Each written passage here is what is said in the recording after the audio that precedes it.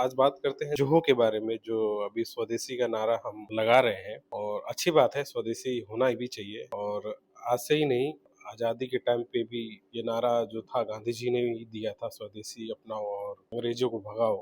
उस टाइम से ही ये चला आ रहा है, कोई नया नहीं है। और अच्छी बात है कि हम अपने देश की उन्नति और प्रगति के लिए स्वदेशी को अपनाएं। और ये अपने ही देश के लिए नहीं, हर एक देश के लिए ये जरूरी है कि वो अपने देश के प्रोडक्ट को, मैन्युफैक्चरिंग हब को बढ़ाएं और अपने देश के प्रोडक्ट को पहने, ताकि उनके देश की तरक्की हो सके। साथ ही साथ हम अपने देश की इकोनॉमी को भी खोलें, ताकि और भी देश के लोग आके यहाँ पे व्यापार कर सके, जिससे हमारे देश की भी उन्नति और तरक्की हो सके। तो बात करते हैं आप आज एक इम्पोर्टेंट टॉपिक पे, जो एक ऐप को लेके काफ़ी चर्चा में है। जोहो जोहो करके है, जो श्रीधर वेमु करके हैं, उनके उसके संस्थापक हैं। बेसिकली उसके संस्थापक 3 लोग हैं, उनके भाई और एक उनके कलीग जो थे यूएसए के। उन्होंने इसको शुरू किया 1996 में। तो ये नया नहीं है, काफ़ी पुराना है। उस टाइम इसका नाम एडवेंट 2009 में इस नाम को चेंज किया, जोहो किया, जो 2009 में इसको चेंज किया। तो क्योंकि आपको याद होगा कि 2009-10 के आसपास आसपास हमने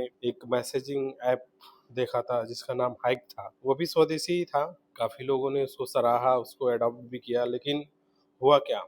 1 साल, 2 साल, 3 साल, बस इतना ही उसका टाइम पीरियड था और वो कोलैप्स हो गया। तो स्वदेशी का मतलब ये नहीं है कि हम कोई चीज़ अडॉप्ट कर रहे हैं तो 1 साल, 2 साल ही उसको अडॉप्ट करने के बाद हम उसको छोड़ दें। इसके बारे में गवर्नमेंट को भी सोचना चाहिए और सेल्फ इनिशिएटिव लेना चाहिए गवर्नमेंट को भी। और मुझे ये बात समझ में नहीं आ रही है कि जब भी कोई देश किसी के ऊपर टैरिफ थोपता है या कोई कुछ होता है, तभी हमको स्वदेशी की याद क्यों आती है? ट्रम्प ने टैरिफ नहीं लगाया होता तो हमें स्वदेशी की याद नहीं आती, क्योंकि उन्होंने जब टैरिफ लगाया तब इनको याद आया कि स्वदेशी अपनाया जाए। यही हाल हमारा चाइना के साथ भी है। चाइना और हमारे सैनिकों के बीच गलवान घाटी में झड़प हुआ। हमने चाइना को सबक सिखाने के लिए उनके ऐप्स को बंद कर दिया। क्यों?